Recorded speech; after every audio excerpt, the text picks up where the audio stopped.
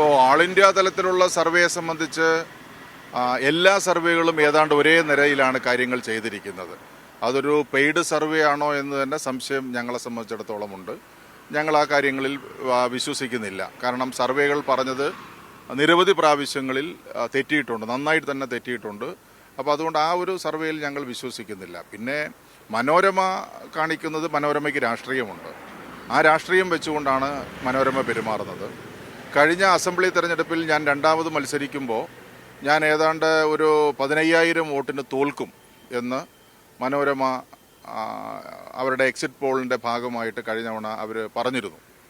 ഞാനടക്കം 32 MLA-മാർ തോക്കും. മുഹമ്മദ് റിയാസ്, MM മണി, അങ്ങനെ തുടങ്ങി ഇപ്പോൾ കടകംപള്ളി സുരേന്ദ്രൻ, അങ്ങനെ തുടങ്ങിയിട്ടുള്ള നിരവധിയായിട്ടുള്ള ആളുകൾ തോക്കുമെന്നാണ് മനോരമ പറഞ്ഞത്. പക്ഷേ എല്ലാവരും ഏതാണ്ട് ഒരു 10,000-20,000, 20,000-ന് പുറത്ത് വോട്ടുകൾക്ക് ജയിക്കുന്ന സാഹചര്യമാണ് ഉള്ളത്. മനോരമ തോക്കുമെന്ന് പറഞ്ഞാൽ ജയിക്കുമെന്ന് പ്രതീക്ഷിച്ചുകൊണ്ടാൽ മതി. അതൊരു നുണയാണ്, അതവരുടെ ഒരു രീതി അതാണ്.